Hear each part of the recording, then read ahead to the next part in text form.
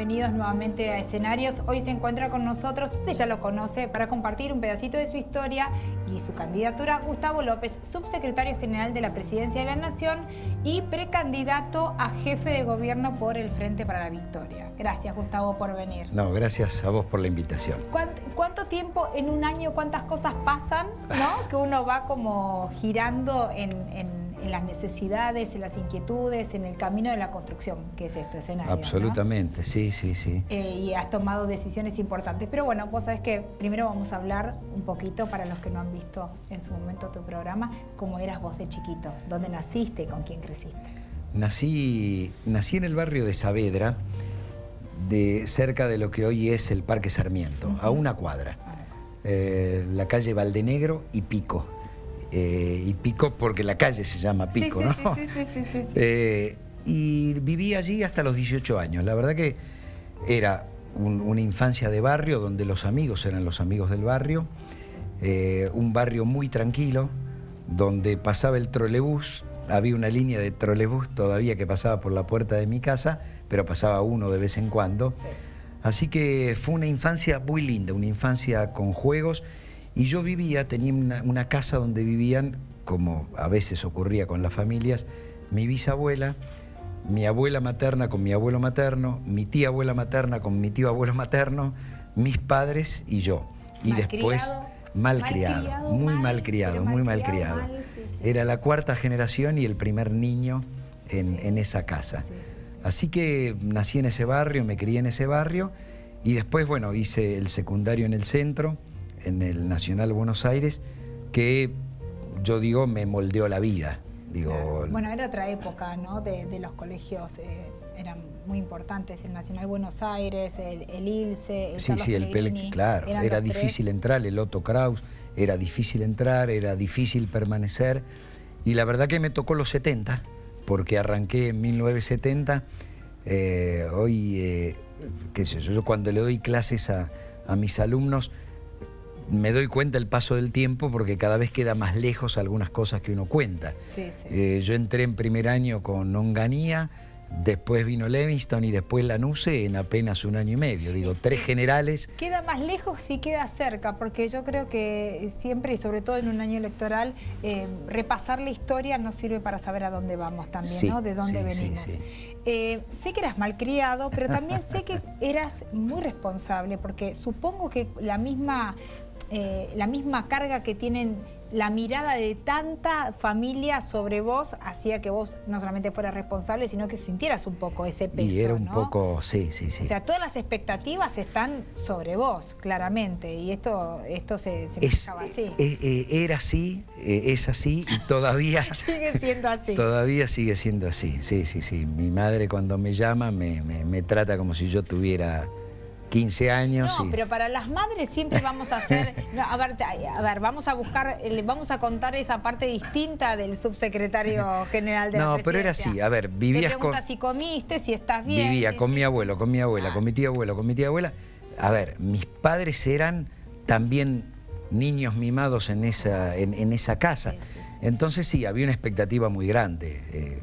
Digamos, yo tengo una personalidad cargada de responsabilidad, porque me parece que tiene que ver con eso, ¿no? Con satisfacer las expectativas. De los otros. De los otros, ¿Y qué pasaba, digo, cuando uno es adolescente, entre esto del deber hacer y de lo que te gustaba hacer, ¿no? ¿Y cómo lo equilibrabas? ¿O cómo te salía? No, a ver, lo equilibré. Me parece que yo no sé si lo equilibré reprimiendo emociones, porque la verdad que no. ¿No lo viviste así? No lo viví así. Pero me parece que a veces cuando me dicen, che, que tenés un carácter tranquilo, vas a un programa y te dicen un montón de cosas y vos respondés... Es verdad, bueno, vos sos muy relajado, tranquilo. Pero me parece que tiene que ver con eso, tiene que ver con esa adolescencia donde uno era rebelde por ser adolescente y por otro lado tenía toda esa carga de no defraudar expectativas, y me parece que moldeé ese carácter. Que hoy lo tengo naturalmente, digo, pero era eso. Y que te sirve para conciliar cuando estamos frente digamos, a la oposición y demás. Es que con tantas mujeres en casa había que conciliar mucho. Abuela, bisabuela, tía abuela y madre, ¿Era un matriarcado? Sí, absolutamente. No hay dudas de eso, y un ¿no? montón de Leo, así que... Claro, bueno, eso, el centro del universo. Sí, un carácter muy fuerte tenían las mujeres en casa. ¿A vos te gustaba el periodismo, te gustaba la comunicación? ¿Y qué pasaba con las expectativas, digo yo, de las carreras que se esperaban en ese momento? Mi hijo el médico, mi hijo el doctor, mi hijo el arquitecto y demás. A ver, me pasó que seguí derecho. Sí, claro. Y primero me recibí de abogado. De hecho, me gustaba mucho la historia. Me apasiona la historia. Soy un gran lector de historia novelada. Pero también en esa época era, ¿y de qué voy a vivir? Claro. Entonces, bueno, me recibí de abogado. La comunicación siempre estuvo conmigo. ¿Pero te gusta, elegiste el derecho porque lo veías como compatible con la comunicación o porque era ese título que le tenías que entregar a tus padres o a tu familia? No, lo veía compatible con la comunicación y con la historia. Sí. Cuando empecé a estudiar me gustó, descubrí la carrera con la carrera. Caminando. Caminando la carrera. Y me recibí a los 23 años de abogado. No. Y a los 30 empecé el periodismo. Es decir, después que ella estaba afianzado, que tenía mi profesión, que además nadie te enseña a trabajar, a mantener una familia. Digo, es muy difícil. Digamos, como un aprendizaje completo, ¿no? Uno tiene si tenés que, digamos, mis padres eran clase media, mi padre comerciante, mi madre docente. Cuando me largué a una profesión liberal, me las tenía que arreglar por las mías. Eso cuesta aprenderlo, después cuesta transmitirlo. A mí me parece que lo que yo le transmito a mis hijos es decidan libremente. Y que uno va a ocupar muchas horas en eso que se va a dedicar como profesión. O sea, claro. La verdad que les guste, que los apasione y que sienten que vienen a aportar algo diferente, ¿no? Al resto. Y la política atravesó todo eso, porque yo arranqué la política en la escuela secundaria, entonces, siendo abogado, siendo periodista, la política estaba en el medio, porque mi periodismo está más ligado a la opinión política que... Siempre estuvo ligado a la opinión política. Claro, que a otra cosa, entonces... ¿Soñabas igual con esto de un cargo político a los 20 y pico de años? No. ¿No lo veías? No, la verdad que no lo veía y no lo entendía tampoco. A los 16, cuando empecé a hacer política, estaba en la escuela secundaria, era la pasión por la política, pero cuando peleamos el retorno de la democracia, que yo estaba muy metido en el radicalismo, era muy alfonsinista y además pensé que no ganábamos la elección. Yo hacía cuentas y decía, si en el 73 perdimos por tanto, en el 83, aunque nos voten todos los nuevos, no nos alcanza. Y los encuestadores todavía era una aproximación, no era lo que es ahora. No existía. Yo creo que fue la primera campaña donde David Rato le dio elementos a Alfonsín de campaña electoral. Fue la primera campaña en serio y muy bien aprovechada. En ese momento, cuando Alfonsín gana las elecciones, nunca pensé que existía el cargo público. Digo, uno lo hacía por vocación. Porque uno creía en el bien común y en el aporte. Y yo creía además en ese momento, pensá que veníamos de la dictadura, de un momento tan horroroso para el país. El peronismo no había hecho su catarsis, todavía estaban muchos de los personajes que la sociedad en el 74 ya no quería más.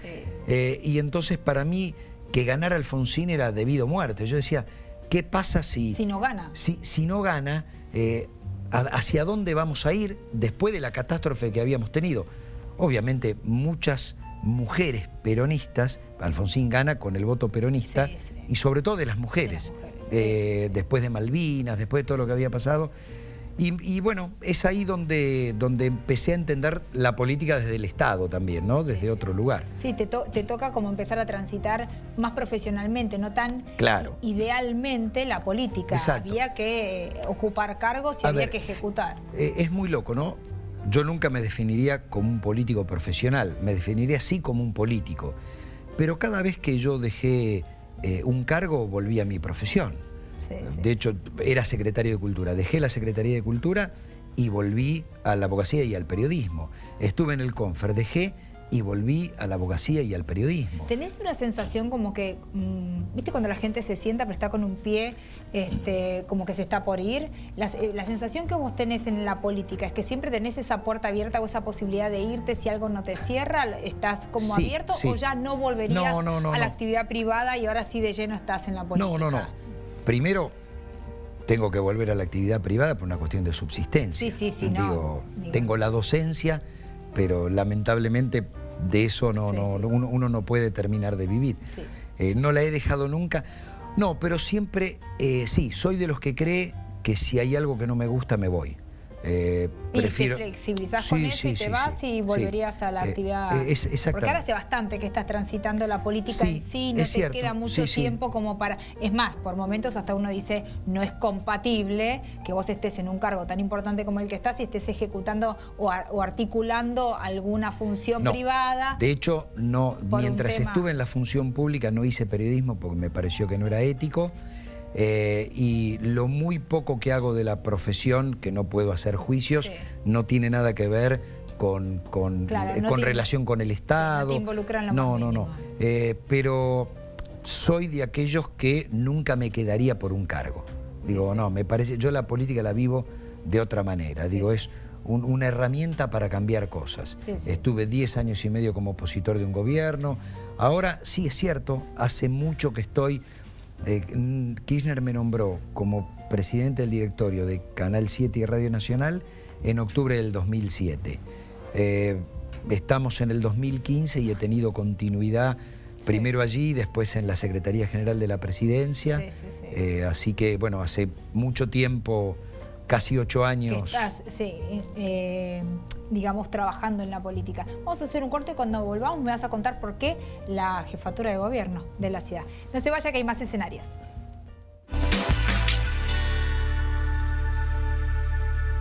Moscardelli, ¿cómo se llamaba su hijo? Lucas. ¿Se porta bien? Es un tesoro el pibe. Además, cuando le digo que lo voy a levantar en peso, se pone contento. Salió a mí. Moscardelli, ¿probó con Quiniela Plus? Con Quiniela Plus tenés un pozo mínimo asegurado de 1 millón de pesos y podés ganar con 8, 7, 6 y 5 aciertos.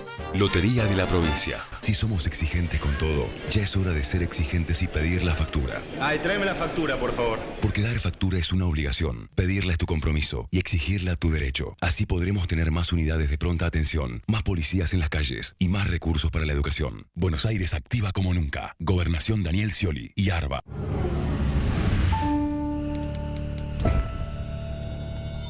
Con poco haces mucho. Haciendo un uso eficiente del gas, podés reducir los gastos de tu casa. Es tu decisión. Encontrá más consejos en metrogas.com.ar. Bueno, y te decía, ¿por qué o cómo fue que surge tu necesidad? Pues ya lo habíamos hablado en su momento, vos tenías mucho interés en hacer cambios en el gobierno de la ciudad y siempre estuviste muy interesado en las modificaciones y bueno, ahora estamos con esta precandidatura, contame un poco. Bueno, a ver, yo creo que se había generado un espacio en el Frente para la Victoria. Nosotros habíamos tenido en 4 elecciones seguidas a Filmus como candidato. Daniel es un gran candidato, un buen compañero, un gran ministro, una excelente persona, y le tocó transitar en un momento donde la ciudadanía no nos dio el voto. Pasó y sucedió. Errores propios, decisiones de la ciudadanía. En un gran momento de la Argentina, en la ciudad no pudimos hacer pie. Y nos pasó en algunas ciudades, digo, no pudimos acá, no pudimos en Rosario, no pudimos en Córdoba, no pudimos en Mar del Plata, no pudimos en Mendoza. Evidentemente, el discurso no entró en algunas ciudades grandes. Sobre todo. ¿Elaboraron a posteriori de este resultado los motivos por los cuales ustedes creen que esto sucedió? No, por lo menos no centralizadamente. No centralizadamente. A mí sí, me interesó. Y yo dije, bueno, yo puedo ser uno de los que cubra ese hueco.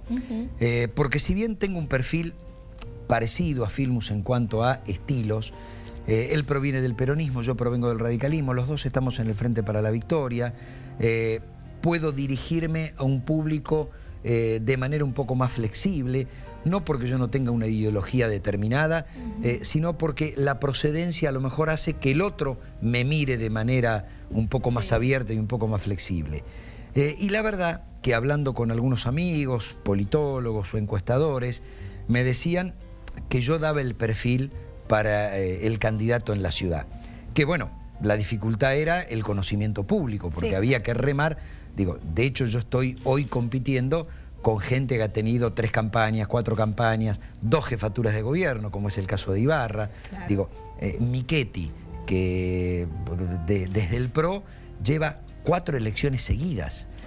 Fue legisladora, vicejefa, diputada y senadora, es decir, cada 2 años se presenta a elecciones. Sí, ¿Cómo no la van a conocer? Y gana. Entonces, el año pasado, en marzo del año pasado, decidí lanzarme. Es decir, soy el precandidato que salió primero. Sí, es verdad. Pero para llegar en igualdad de condiciones. No es que como salí primero, hoy estoy primero.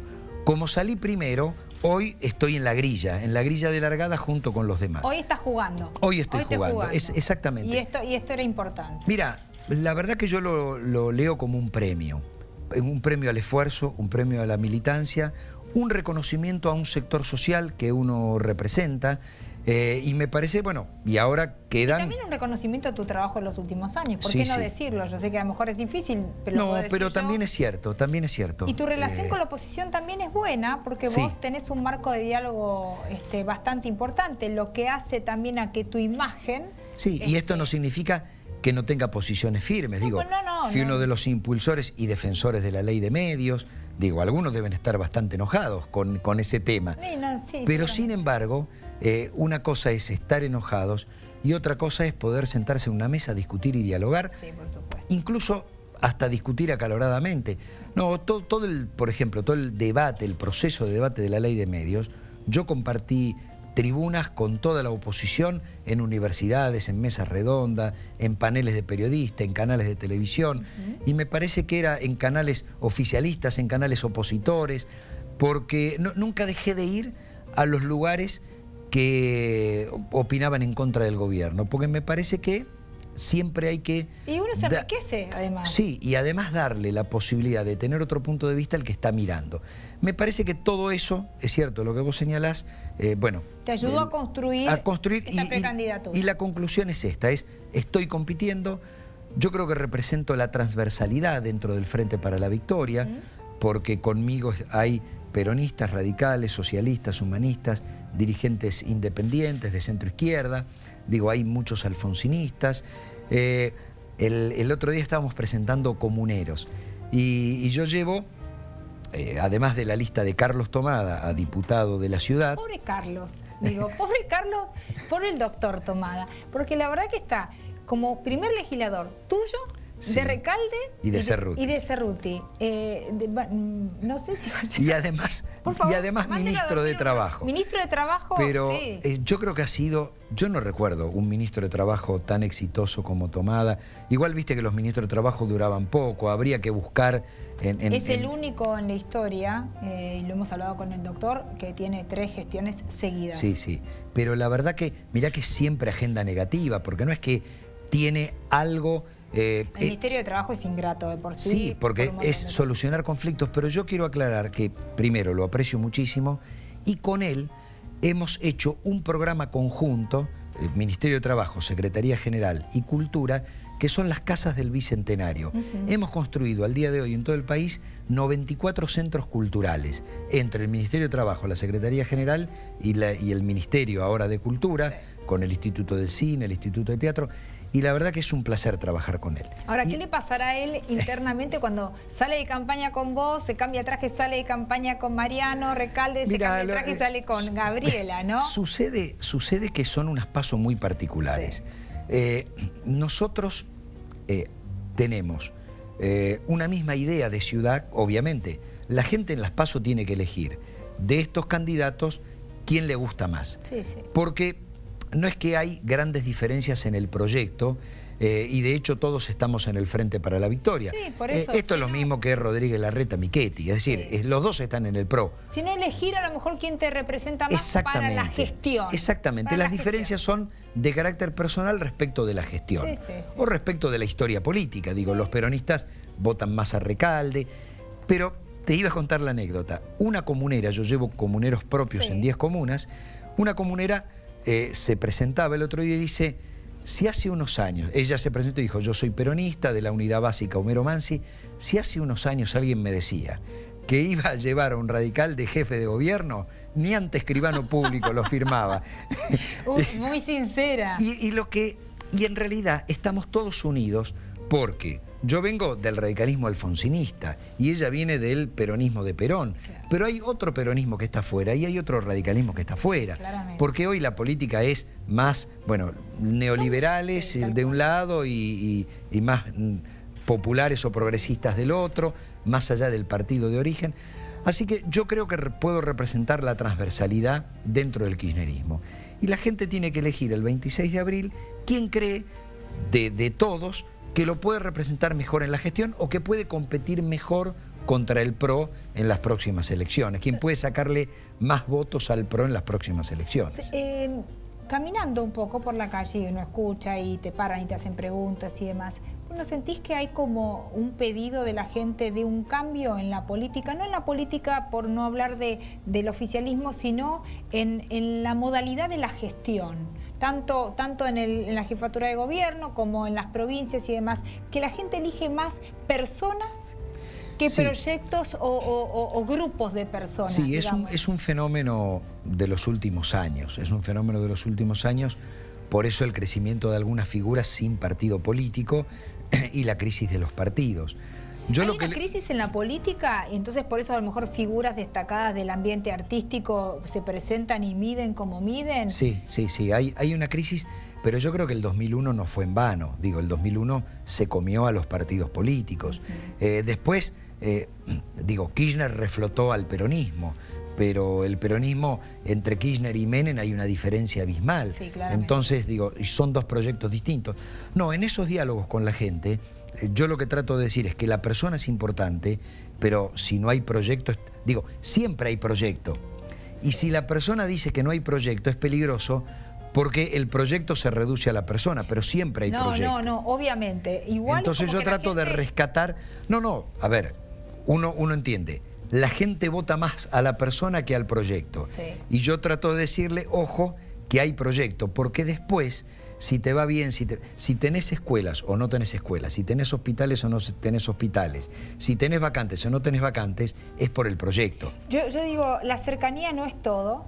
Y el ser honesto tampoco, si no tenés proyecto, como decimos, o sea... No, es una condición imprescindible. En este momento es una condición para todos, digamos, para las gobernaciones aparte, como hablábamos antes fuera de cámara, este es un año donde se renuevan bancas, se renuevan gobernadores, se renueva la gobernación de la provincia de Buenos Aires, presidente de la Nación, jefatura de gobierno, digamos, es un año electoral todo el año sostenido. Y de muchos cambios, muchos cambios porque las necesidades de las personas son distintas y la verdad que quien vaya a plantear algo diferente, que tenga honestidad, cercanía, capacidad de escucha y capacidad de gestión, va a ganar.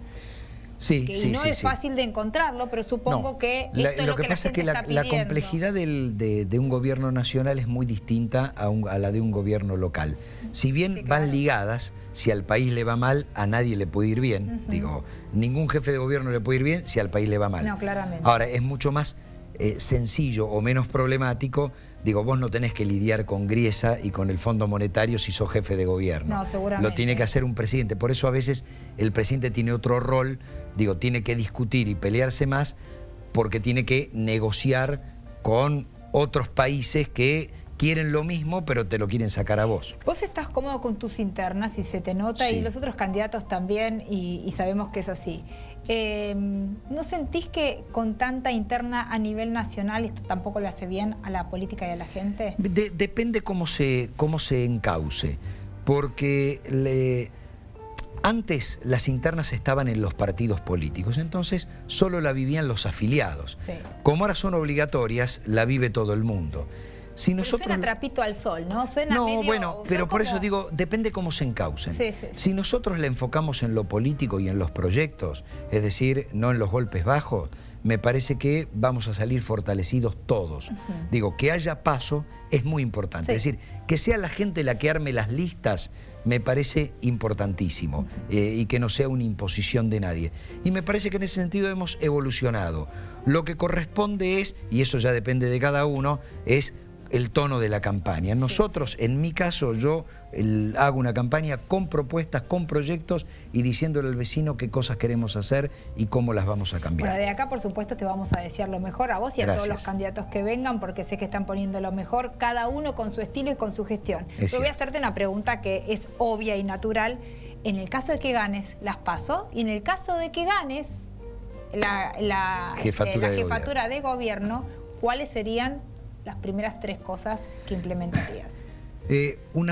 Primero, un cambio del rol del Estado en la ciudad de Buenos Aires. Esta es la ciudad más rica de la Argentina, con un ingreso per cápita como el de Alemania y que tiene niveles de pobreza y de desigualdad inadmisibles.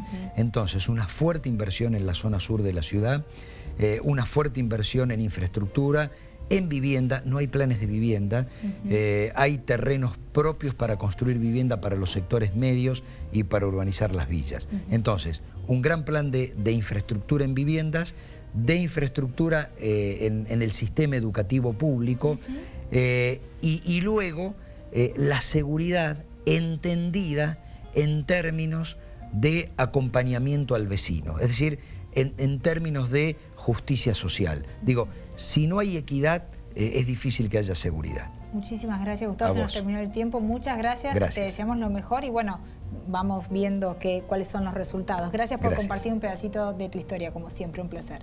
Usted ya sabe, la cita es aquí todos los martes a las 18 horas y como lo digo siempre, muchas gracias por estar del otro lado.